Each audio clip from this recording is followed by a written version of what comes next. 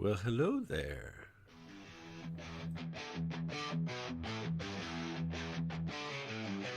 Locked in the bunker, shadows shake. One man clapping secrets awake. Board games living, dice they break. Echoes pounding, hearts they quake. In your bunker, board games rolling. One man clapping, stories growing. Hard rock thunder, speakers blowing. Clapping loud, the unknown. Welcome to the sound of one man clapping. I am the one man coming to you direct from the bunker. Back from 10 days in tropical paradise where games were few and far between. And as much as I love a holiday with my girls, being back in the bunker is what keeps me sane. And after 10 days in the tropics, which is such a beautiful place to be, I am back in my happy place, my windowless chamber of delights without natural light, fresh air, or exposure to all the shit of the world at large. On with the show. Well, I hope you were able to cope over the last couple of weeks. I had some pre-recorded ear porn. Thank you to Super Trooper for joining me for Token Aspirations. And the Hig Vodge, the half-yearly Good Vibes Only Jamboree, always fills my cup. Looking forward to what's coming in. Well, as I've said before, I've learned to love the anticipation. Although I will say I'm starting to get a little despondent with my dear deceased from CMON. The latest update from CMON said that for deceased they were going to start the molding preparations, whereas in July last year, as far as the updates were listing, mass production was complete. So what the fuck? I don't know. I'm trying not to be sad and negative. I'm trying not to fall into a well of despair. I'm usually the eternal optimist, but we'll see. As to the games that there weren't many. As I was in Fiji with my beautiful girls for 10, 11 nights. I spent I had 6 scuba dives while I was there, and there's just so much to not do in Fiji. And when I say not do, just sitting around is taking all your energy. They do this wonderful thing at the resort we go to where they give you this little pager, and when you are feeling hungry, thirsty, you hit a button, and they come over and they go, "Bula, how can we help you?" And you order a pina colada, or you order some lovely little local curry chicken skewers, or man, the food was so good and the service was amazing. They know how to do service over there. They do us to shame. But I did get a couple of games. I packed a couple of small games. Every time we go to Fiji, I take a bunch of small games, and we almost never play any of them. But there's one that I had bought and I hadn't played yet, and I love the look of. And I played a number of games of Kinfire Delve. Now, this was Vainglory's Grotto, which is one of the 3 Kinfire Delve games. And I absolutely freaking loved it. I loved it. I thought it was an absolutely fantastic puzzle. I thought it was interesting. I played a number of games. So in Kinfire Delve, it's basically a deck milling game. Much. Wow, I don't really have anything to compare it to. I haven't had enough coffee at Sunday morning, and it's reality time. So Kinfire Delve, you have a deck of cards known as the Well, and in the Well are a number of challenges. There are combat challenges and puzzle challenges and whatnot. And they all amount to ostensibly the same thing, where you are using cards in your hand to reach a certain threshold to finish the challenge and move it into your completed space. Failing to finish the challenge that comes out, there are 4 challenges sitting around the bad guy.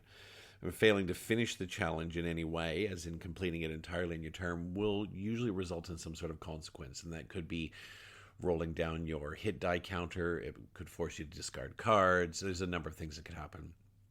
And I think Kinfire Delve is a 1 to 2 player game. Let's make no mistake, guys, this is a 1 player game. It is really fabulous. You've got hand management, and there's no natural draw. You've got to work out how to get more cards into your hand, either through sometimes their rewards for finishing challenges, or certain cards when you play them will allow you to dig in and get some cards back. You have something called a lantern that each of your champions. So each box of Kinfire Delve comes with 2 different champions in them, and they play really differently. Like, it's really fantastic. And you have a lantern, which is basically a really powerful card that starts face down. And if you can light the lantern, it charges it and you flip it face up. And it's a single use. When I say single use, it flips face down again. They're very hard to relight and use. But when you do manage to use them, they are uber powerful. And so if you manage to mill through the whole deck, the whole well, there are 4 cards that come out and they surround the big bad guy. And the bad guy, the boss at the end of the game, you can't touch him. He's impervious to your attacks. There are 3 colored attacks and a colorless attack, and your cards are all colored. And until you deal with these 4 uber challenges that are around him, dealing with one might make him vulnerable to blue cards, for example. So you deal with that, you flip it over, and it says you can now attack Vainglory with blue cards, as an example. It is a super fun puzzle. It's about 35 minutes. It's 5 minutes to set up. And I thoroughly enjoyed Kimfire Delve. I'll be looking to pick up the other 2 boxes. There are 3 boxes of Kimfire Delve.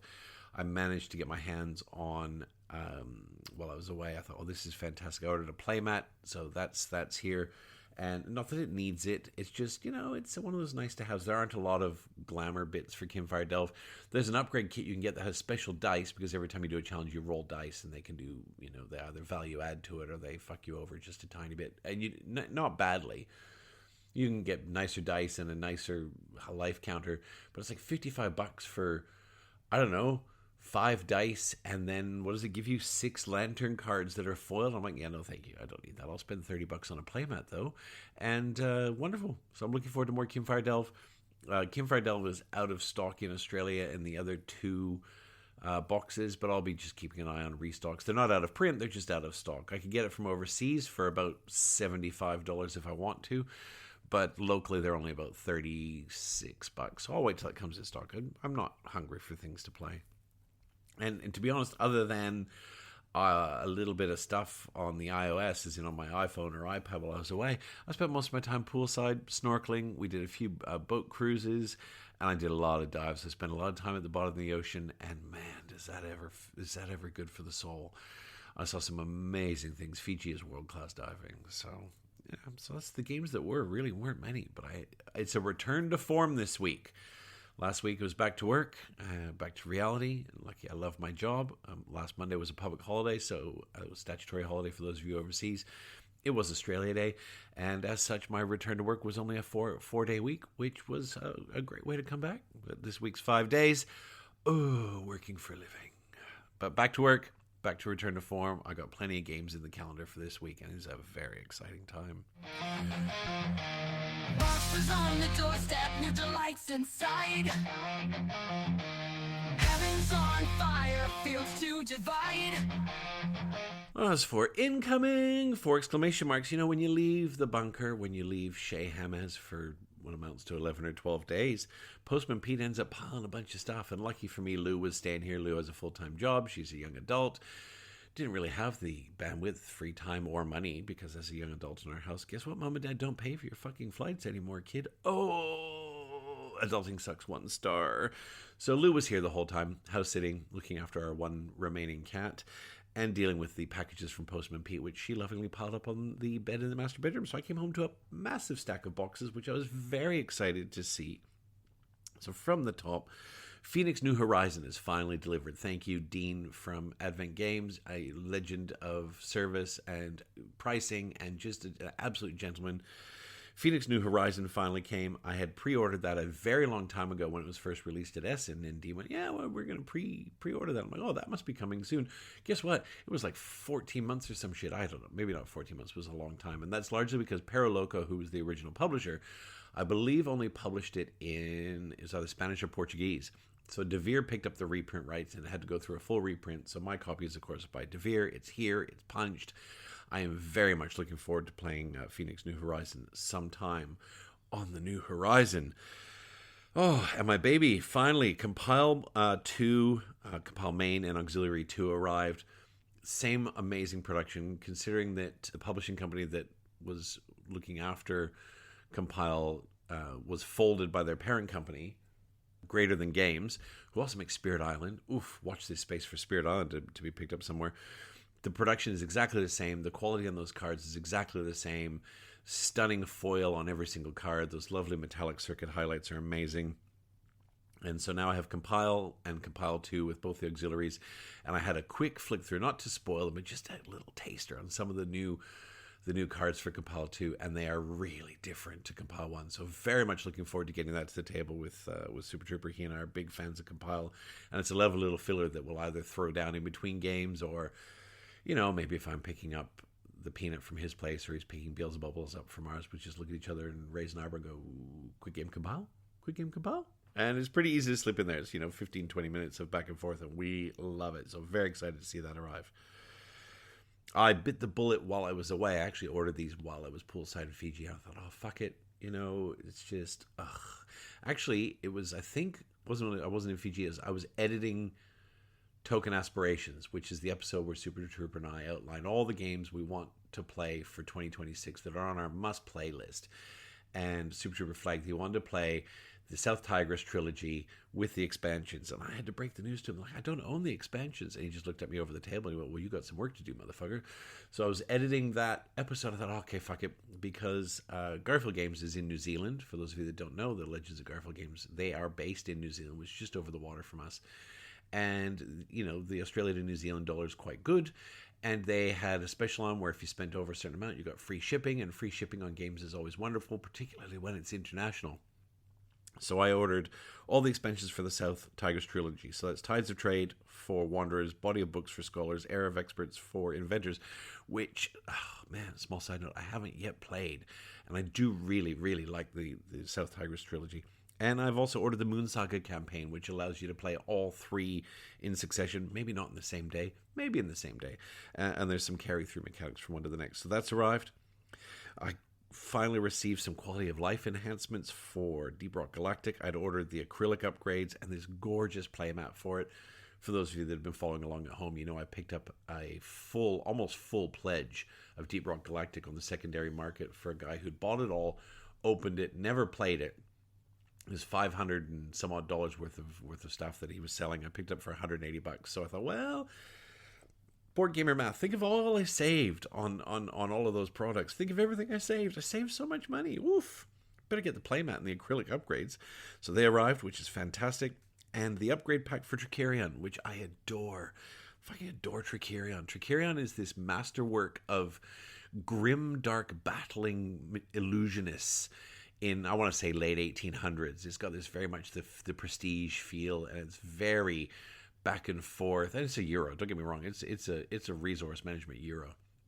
But I love the theming, I love the art, I love the gameplay, and they've recently released the collector's edition or the anniversary edition. I own the collector's edition. They released the anniversary edition, which is a new expansion and some new upgraded goodies. And the wonderful bit is that it all fits. There's a little tray that comes with it. It will all fit in my existing Trickerion collector's edition box. I'm suspecting there might be a little lid lift in there, but I don't even care. It's all in one box. Happy days. Playmats. I ordered playmats for Earthborn Rangers. The Peanut and the Fox and I have started Earthborn Rangers, and they both not so much struggle, but just trying to keep their whole play area sorted as to what's what was a little bit fuzzy. And so I've ordered some playmats, individual player mats, and then the central playmat. I didn't realize how freaking huge they were going to be. But massive, massive shout out to Rollin Mats. That's ROLLINMATS.com. These are gorgeous. They come in a very heavy-duty tube for storage, which I love. They're stitch-edged, and they are exceptional quality. Really exceptional quality. So I've got playmats for that. They've arrived. And, of course, my Kingfire Delve. Kinfire, not Kingfire. There's no Kingfire. Kingfire Delve playmat arrived. So lots has arrived, which is really nice. So I came home and I'm still sorting the bunker out a bit, getting it back up to spec, because this week we got Thursday night gaming, we got a whole day night on Saturday, and I'm hoping to get Earthborn Rangers back to the table on this fine day with the Peanut and the Fox this Sunday, just to try and get them over the line. I think these playmats are going to help immensely, and they are fucking gorgeous. So if you're looking for mats, I don't know what his full range is. Rollin Mats. I found him on Etsy. I'm assuming. Oh, I found him on Etsy. Oh, spoiler! I found him on Etsy, and then I found his website. And because of the charges and commissions you pay to Etsy, spoiler alert, it's cheaper to get it direct from his website, Rollin Mats, ROLLIN Mats.com. And as I said, very high quality. They came reasonably quickly. They're all made to order. It's a print-on-demand service. I'm sure, and so it was about 2 weeks for them to come, and they are really, really sexy. That's it for incoming. I don't think I even have anything else expected next week. Oh, I have a delivery coming. It's not a game, it's a game accessory. I've ordered a deck box, a double deck box, basically a double commander box to store all of Compile, much to Super Trooper's disappointment, because those little Compile boxes are quite sexy.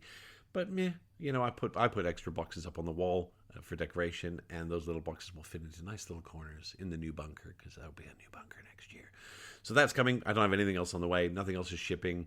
It's that time leading into Chinese New Year where everything's about to grind to a halt for a month. So, watch this space, because we're probably going to end up with 15 different campaigns jumping all over us in the next 3 weeks. That's it for incoming, people.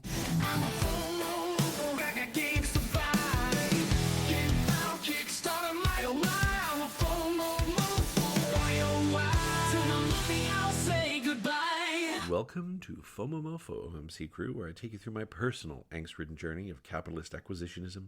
As always, this is not an exhaustive list of crowdfunding projects, but merely those that have my personal attention, either because they are by design and development team I like, a theme I enjoy, or because they're pretty toys. And in my hot-blooded, perfect world, it's all three. Well, the lull blessedly continues with a ton of campaigns announced. There's not a lot live, thankfully. There have been quite a few sort of the smaller campaigns. Mountain Goats Legacy by All Play is done and dusted. It came and went. I didn't even know Mountain Goats was a game, but apparently it's a game. Apparently it's loads of fun. Knizia is getting a reprint with Bitewing of Gold Country, and it's being paired with a game called Totally Human by Casper Lap. I do like Casper Lap's games. We have a number of Knizia files in our local game group. I'm not sure anyone's picking up Gold Country because we're all still getting skin grafts on our backside from the October, November, December absolute pummeling we took from the world that was crowdfunding in the last quarter of last year. But maybe somebody's backed it, and I don't know. It looks interesting. Gold Country looks interesting. I'll play most of Knizia's work. I have stuff of his that I like. I have stuff of his that I'm ambivalent on. I don't have anything of his that I really dislike. So look, maybe, hopefully, it'd be nice. You know who you are. You know who you are. Anyway, I think those might still be live as of this morning, but they'll be closing soon. And there were a couple of alleged, and I use alleged in air quotes, juggernauts, as in larger media campaigns, which is kind of where my love and the thrust of my wallet tends to go. Isn't that a nice image? The thrust of my wallet tends to go. And so there's two I want to talk about. First is Sheol 2.0. Now, I didn't know anything about the original. This just popped up on my feed as hey, this is coming. The art looked really nice. I'm really in that horror, grimdark phase right now where I'm loving things like Below the Asylum and Dawn of Madness. I'm very excited for those things to come. It's going to, Dawn of Madness is coming sometime this year. And because I can sit in my little love chamber down here and play those by myself, Sheol popped up and I'm like, oh, that's got a really nice sort of feel. I didn't know anything about the original. I just... and I've looked at it, not in huge detail, but it looks like a fairly standard sort of campaign/dungeon crawler. It's getting a bit of action around the usual suspects, and if you're a Sheol fan, my understanding this is not a sequel, but rather a re-release, hence the name. It's Sheol 2.0. Just the gameplay, all in, is $500 Australian dollars, and the all in, not that you have to go all in, but you know how I feel about this, right? Like, it's not that I'm It's not that I have to meaningfully own everything, but if there's something out there that's shiny, who was that cockatoo who loves shiny shit? No, he's a crab who loves shiny shit. Love that. Shiny. If there's shiny stuff, I want the shiny stuff, right? And largely, I've talked about this before, being very heavy into solo gaming. That tactile aspect, that nature, falling down the rabbit hole, and anything that provides more immersion for me, I adore, and is worth the money. Right, I'm in a room, the door's locked, I might have some music playing, I've got a drink beside me, whether that's a soft drink or a glass of wine or something a little heavier than that. I like the shiny stuff. The all-in on Shield 2.0 is $735. Like, fuck me. Holy sweet Jesus. That is a lot of money. This is a small indie group. I mean, you could do a lot worse with your money. If you're an all-in kind of girl like me, this is going to sting. Shipping's another $90 to Australia. As a factor, the all-in price is only 13%, so I guess it's kind of okay. $90 shipping, that's a lot. That's a lot of shipping, but this is the kind of title that's not going to go to retail. You might find some secondary market stuff, or you might have a friendly local game store that's picked up some Kickstarters.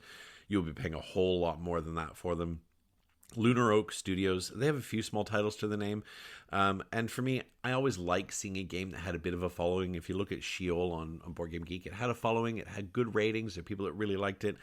I like seeing a game that had a decent following or a decent review get a bit of polish. There's an upgrade pledge for those that were in Sheol 1.0, which is great, and it looks like a really fair deal. There's only 34 pledges for it. That's going to be rough. Anytime you have a SKU, a stock keeping unit, SKU, you're creating something unique. You have to manufacture, you have to handle, you have to ship, and making only 34 copies of something, including what appears to be like a unique box and packing solution, it's really rough from an economies of scale point of view. You know, telling your manufacturer, make me 35 of these, it's like, sure, it's almost going to cost you more than you're selling it for. Probably not. I mean, these guys have done the math, but making 34 of something, that said, I really respect it. You know, there's 34 people out there that own Sheol, that want Sheol 2.0, and Lunar Oak Studios has made it possible for them to not have to get everything new, which is wonderful. Hats off to them. I haven't spent nearly enough time with this campaign on the gameplay and whatnot, so I can't help you there, largely because as soon as I saw the price, my initial interest, it really just evaporated. And I thought, well, I was interested, so I'll talk about it here. It does look really nice. Like, the art looks nice. It's got a really dark sort of feel. Look, if Sheol's your thing, or you don't already have a $700 massive campaign of shiny stuff coming in, maybe it's for you. Stretch pay is a beautiful thing. Right. And the other one I was watching is called Boktor. Now, I'm Gen X, so when I see Boktor, I cannot get Trogdor the Burninator out of my head. And if you don't know who Trogdor the Burninator is, you need to go spend 7 minutes on YouTube.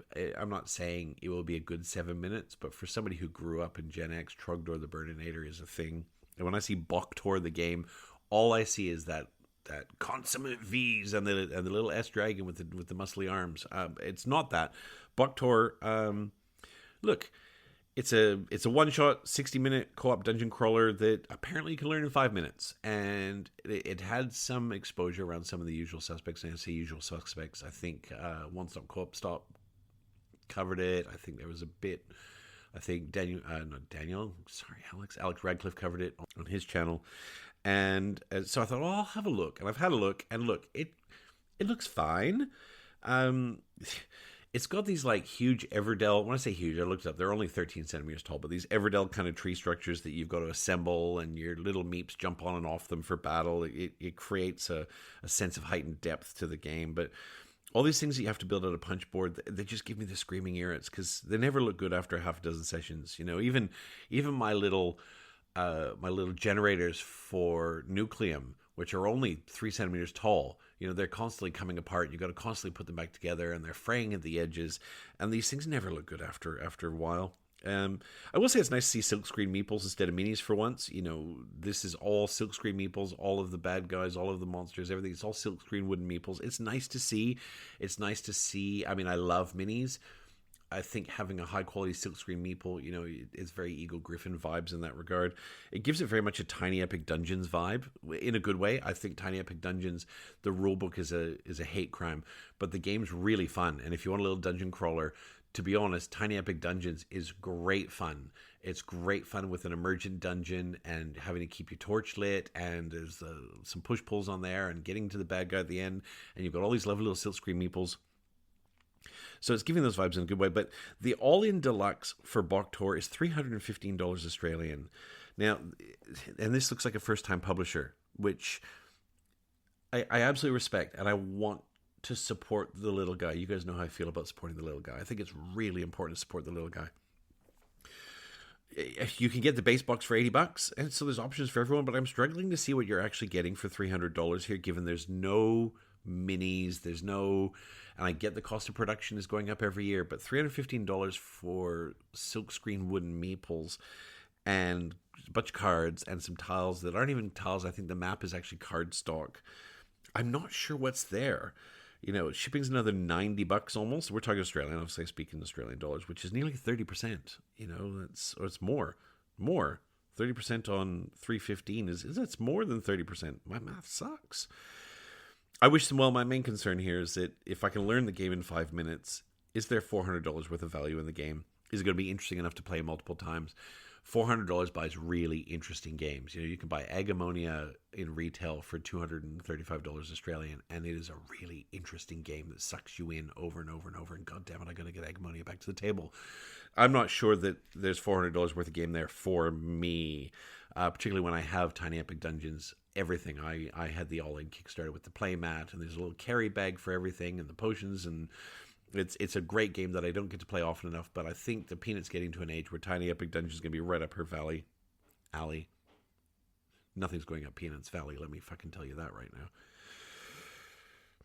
Foxtrot Games looks like a first-time publisher. It's a tough time of year. It's a tough time globally to be entering the board game race, and I hope they have a good experience for what it's worth. I think Boktor is fine. I think it's woefully expensive for what it is, but, maybe it's going to be, top 10 game next year. Those are the only two campaigns that are live that I was following. I do want to give a shout out to Viva La Dirt League. If you don't follow Viva La Dirt League on social media, these are a bunch of wild Kiwis. They are so funny, and they do video shorts based around. They kind of had two categories of videos. One's based around RPG gaming, and one's based around experiences in retail, probably largely in like electronics and technology. But their shorts around RPG gaming are very funny, and they often highlight ridiculous NPC interactions. They have a card game coming to Kickstarter called NPC Rivals. I have no idea if it's going to be any good, but I maybe just back it because their content's fantastic. I don't think it's going to be very expensive from the looks of it, and if it's being shipped out of New Zealand, it's not going to be that expensive for Australians. Viva La Dirt League, they make great content that I very much enjoy consuming, and if their NPC Rivals card game has got anything in it, I will likely be looking at that very closely. And at the opposite of the spectrum, Awakened Realms has another monstrosity in the works, if you're not aware. A remake of the 40-year-old game Labyrinth Chronicles is coming. It's going to be another overproduced behemoth, more plastic than Kim Kardashian, and it looks like exactly the kind of thing the Peanut would devour. I'm looking forward to learning more about how many kidneys I'm going to have to sell for this one. And I think the table presence alone just looks fantastic. You've got this moving labyrinth. I just hope there's an up game there. The original Labyrinth, it's a very, very light game. It's aimed at, sort of 8 and up. It looks like they've enhanced that a little bit. There's a little bit of a campaign mode that carries from game to game. So we'll see. I'm looking very closely at it. And as I said, it's got a great table presence. It looks very nice. And there it is. That's it. That's all I'm really looking at right now for FOMOMOFO peeps, and I'm very happy that that's all I'm looking at right now, because 2026 is going to be a big year. I'm already starting to sort of slot money away for PAX in October. We've got PlayCon coming up in July, which, although it's already paid for, the parking for PlayCon this year is about $55 a day. So, this is just, it's a blessed relief to allow my board game account to recharge just a little bit. I'm going to take a little break for some meaningless ads that hopefully at the end of the year will all add up with just enough cash to cover off the hosting. So stand by. I'll be back.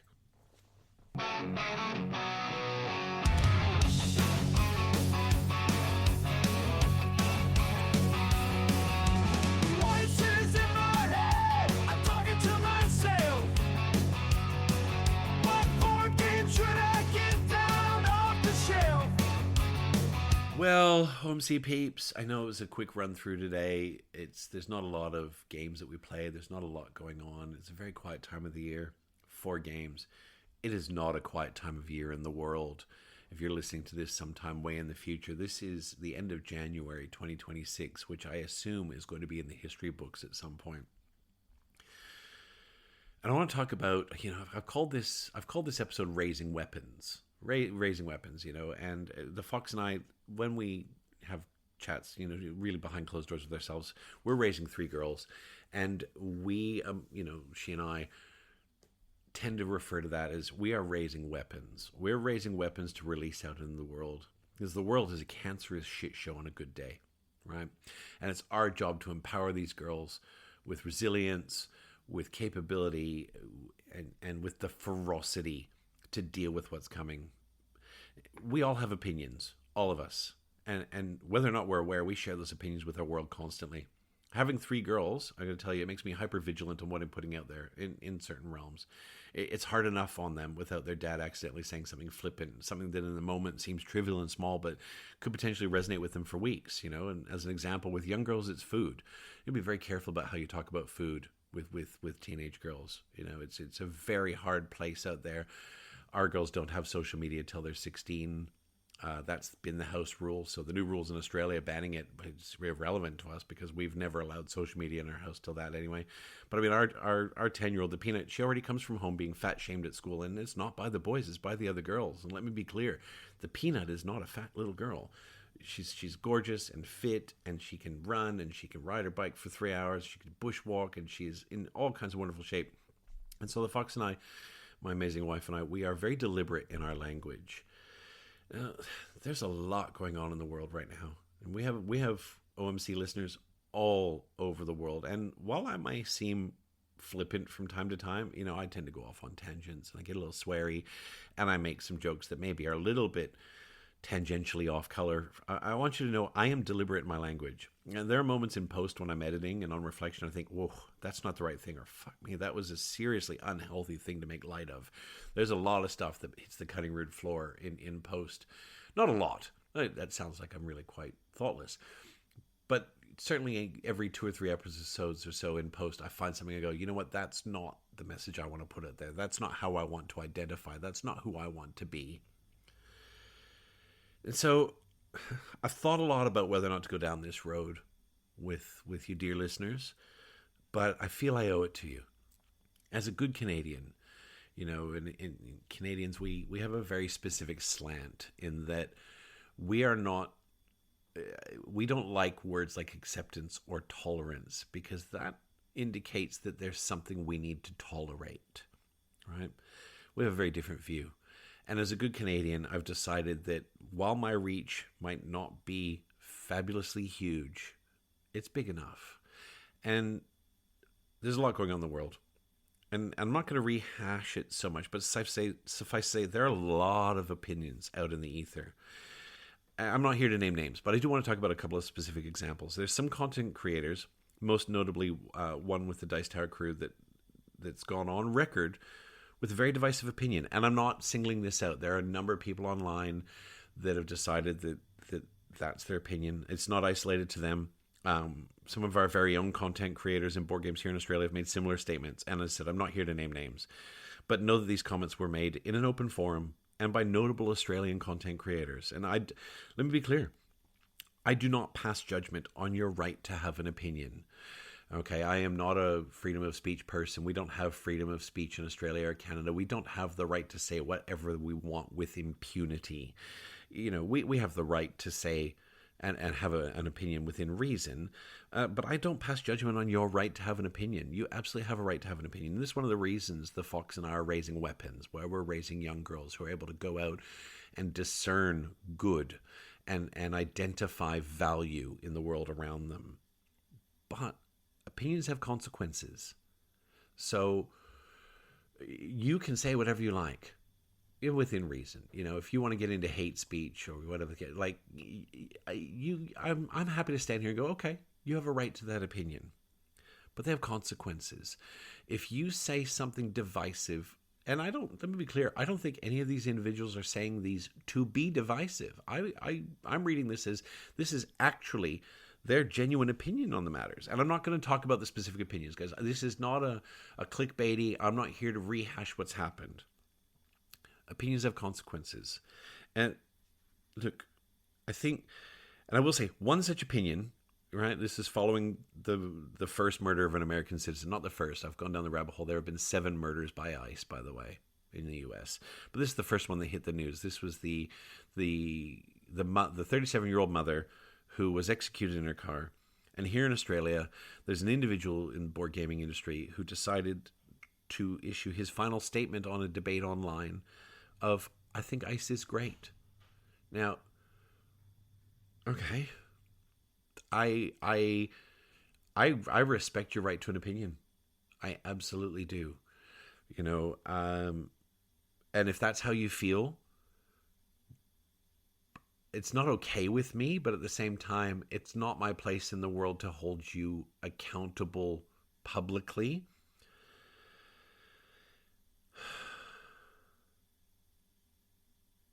I'll step sideways for half a minute and talk about something else in my world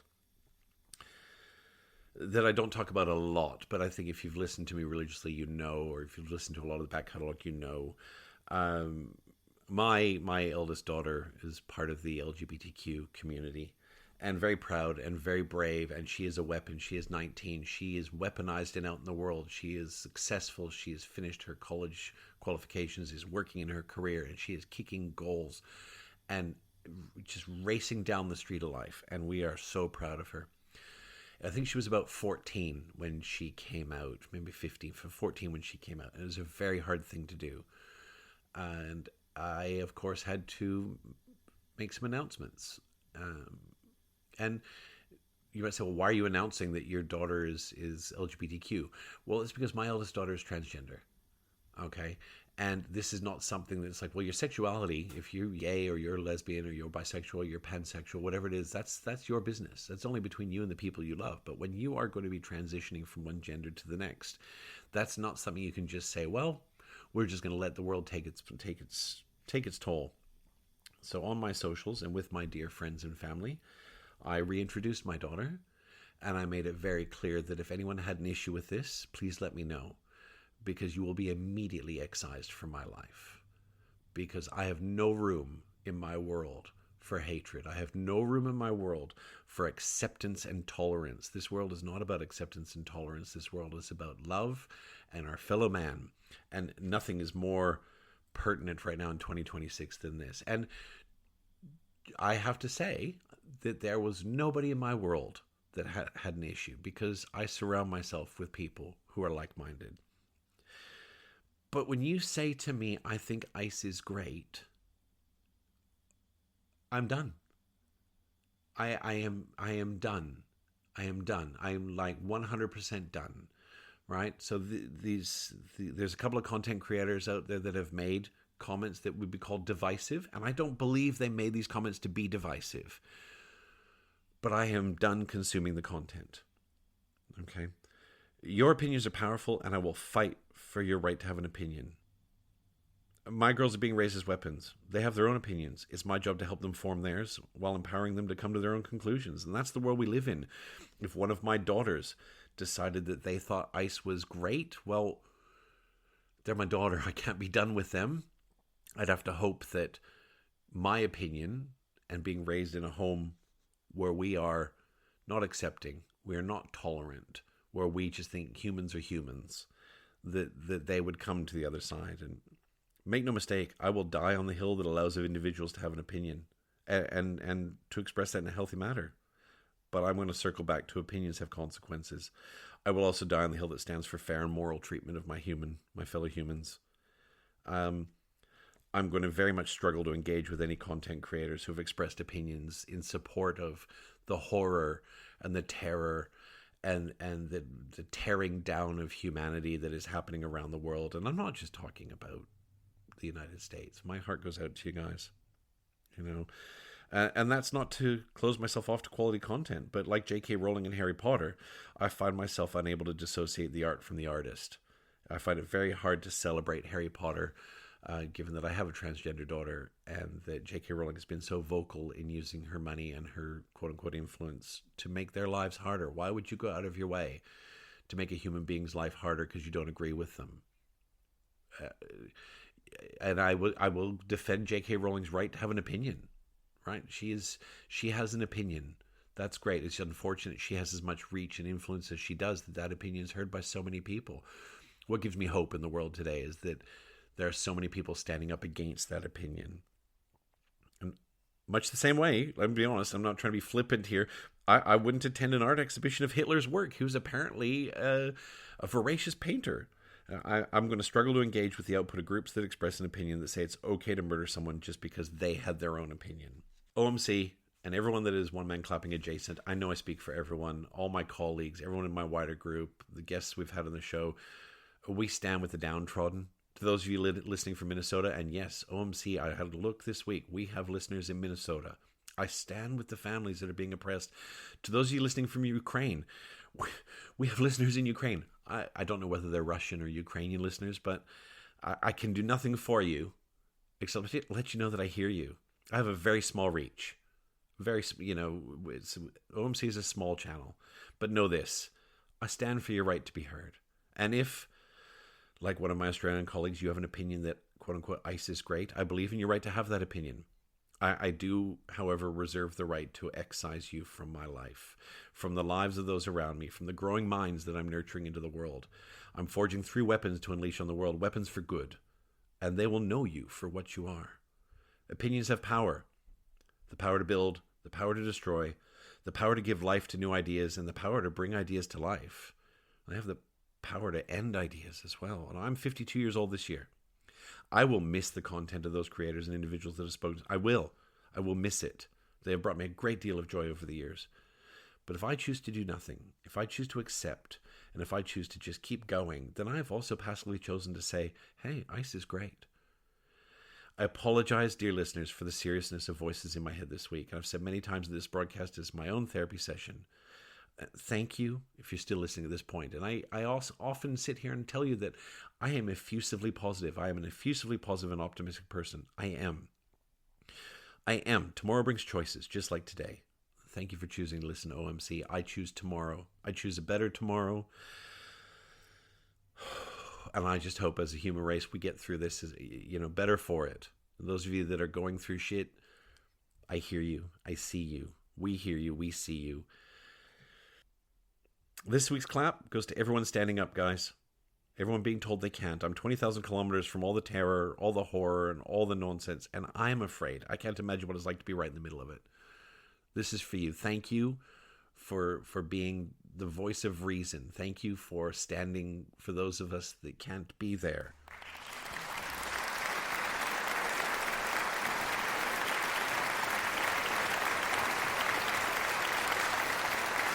Next week, peeps, I promise it's a return to form with more games, more positivity, more joy, more happy stories, and I, for one, am grateful. I as a good, what I like to think, good human being, with even the little reach that I have, I couldn't go past this today, unfortunately. I'm grateful for my games, grateful for my friends, grateful for my family, grateful for my health, grateful for the sanity that surrounds me in this beautiful country of Australia, and I'm grateful for everyone in the world that is standing up right now to say no.